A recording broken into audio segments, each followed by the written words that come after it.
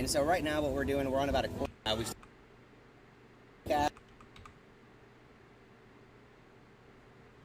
What are you doing on your property, if you don't mind sharing? Okay, so my name is Ethan McQuaid. We operate Forestry Farms. We're in St. Francisville, Illinois. And what got us into farming was actually in the small farming community, there's a lot of podcasts, YouTube videos. Yeah. And so I used to be a welder, right? And I was listening to my headphones one day and I came across a podcast called Farm Small, Farm Smart by Diego. I can't remember his last name, but he was interviewing a farmer named Curtis Stone. I don't know if you've ever heard of him. Yeah, the market gardener. Right. Yep. So I listened to that podcast, and about 4 hours after I'd finished it, I quit my job. I called my wife, and I said, hey, we're going to start a farm. Okay. And so we dove straight into it. That was, we started last year, and we're a 100% organic farm. We operate in a biological sense versus a chemical sense. And so right now what we're doing, we're on about a quarter of an acre. We're a standard market gardening setup with 30-inch beds as a standard.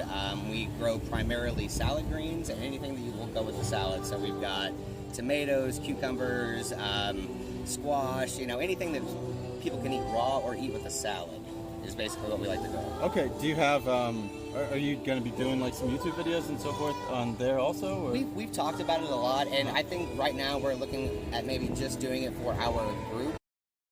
I mean, I actually tried to talk to him about permafrost melting, releasing methane, and he wouldn't accept that either. So he wasn't really even accepting that position when I tried to shift to it. Because I talked about like albedo effect, I talked about feedback loops, I talked about tipping points, I talked about ocean desertification, overfishing, river temperature increases, and I don't know. On our Facebook page, that way people that are our customers can find out. As far as like putting it out for the farming community, if I had something to add to the conversation, I might do that.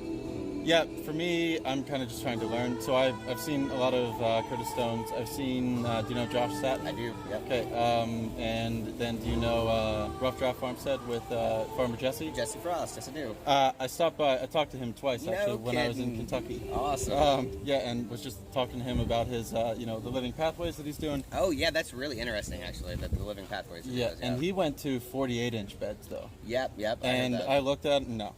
How could you? Because I'm not that tall, so I've got to be able to straddle that bed, Well, no, they don't straddle. He doesn't straddle the 48-inch beds. They're just they're harvesting from the sides. On both sides. Right. But I'm just like, to me that's an awkward back angle. Right. It's a lot of like kneeling and like core stretching and so forth. What size are his walkways now? They're like 10 or 12-inch walkways, I think. No, I think he's 18-inch walkways with a 17-inch mower because he has to do an up and back pass at the moment. Right. And he was like asking somebody, can you build us like a little bit wider of an electric It's like mower? If anybody's out there that makes tools, I needed this exact thing. Yeah, I saw that video. Okay, right. Yeah, that's really cool that you're doing that. So my friend, he actually just raided my channel right now called Clydson. He's a market gardener in Washington, and he was just harvesting this morning, showing people his harvest and everything. And so we all stream on Twitch, where it's like a live, like interactive back and forth type thing. What were some of the things that worked when you started, and what didn't work? Well, we started out really, really simply, right? And so there wasn't a lot of new things that we were trying. Everything that we had started with was very tried and true methods. So we started with like a Salanova with 7-inch spacings, 4 rows.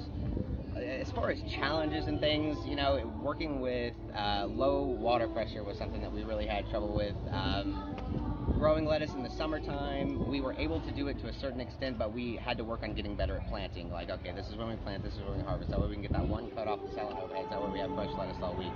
But other than that, just pests, we had a super bad pest issues the first year, and so we started looking into new pest control methods, and what we really found to work well were beneficial nematodes. And so one of the biggest things that we had problems with were flea beetles, and so at the beginning of the season, the spring, really early, we sprayed down with beneficial nematodes, man, and it really worked out well. Wow, that's really cool. Are you going to keep it at the quarter acre? Do you have like the ability to expand? We have about an acre that we can farm. Okay. So next year we'll stay at a quarter acre. It really depends on what kind of infrastructure we can build this year. Okay. We have more beds tarped off, so I have about another 1/8 of an acre tarped off that I can just pull the plug on anytime I want. Great. But this year I really want to make sure that we can nail down a certifiable wash pad house. Because right now we're doing it out of the garage. We've got the bubbler, we've got the spinner, but I want stainless steel table. Some places somebody can come in and say, okay, this is food safe. Yeah. You can sell to restaurants for sure. Okay. So that's going to have to happen first. Figuring out the water pressure situation. You know, we're putting wells in on the property now, which can be pretty expensive when you get into the amount that you need. But if we can do that, get a nursery going, get the washback house going, I'll pull the plug on that other 1/8 acre and farm it next year. Really cool. What kind of nursery are you looking at going with? Or? Just whatever is the cheapest. Right now, I think that we're just going to build one out of cattle panels and 4x6s, you know what I mean? So, but there's an old farmer. There's this guy in this town, his name was Sam Williams, and he used to farm sweet potatoes. Okay. And so he had 16 wide, 100-foot greenhouses that he's just going to give me one of them. Oh, really? So if I can get that put in this year, we'll just use that. Oh, man, if you get that, Yep. that's a game changer. Yep, that's it really is. That's a lot of food. Yeah, it is. And he actually laid down like 2 miles worth of drip tape on us for free, Wow. a bunch of PEX tubing and stuff. It was really nice. So I keep telling people about this, but have you seen the citrus farmer in Nebraska with geothermal heating and heating, cooling where into his- they go down Yeah. and get the heat. No, I've not seen. I've heard of that, but I didn't know about the specific farm. Yeah, it's a 128-foot greenhouse, 75-foot pipes. He's grown citruses 365 days a year in No Nebraska. kidding. So if you're getting what a free zone greenhouse, is that? it's in the northwestern corner Okay. of Colorado, Nebraska. So pretty cold in the winters. He's put a few of them as far north as Canada. He's Really? put a few of them in deserts. Wow. So That's if really you're interesting. getting a free greenhouse, all you'd have to do is get some 75-foot piping potentially, That's and that crazy. might be because basically the cheapest way to heat and cool a greenhouse is geothermal with blowers. Mhm. So if you've got, you rent a backhoe for a We've day. actually got my father-in-law has a backhoe, so. Well, then yeah, if you're, to me, the whole purpose of my trip is to make it out to that one eventually to Right. see how worth is it. Yeah, that would be great. What you'll have to send me your info so I can check out your channel. Right. Yeah. And we'll get that too. Yeah, I went to some no-till farms in Kentucky. I was just on like a 4,000 acre wheat, soy, corn farm, and kind of just trying to soak up as much information as possible. So, are you thinking about going into farming yourself eventually, or? I don't exactly know. Right. My problem is I do a lot of research on a topic for like 6 months or so.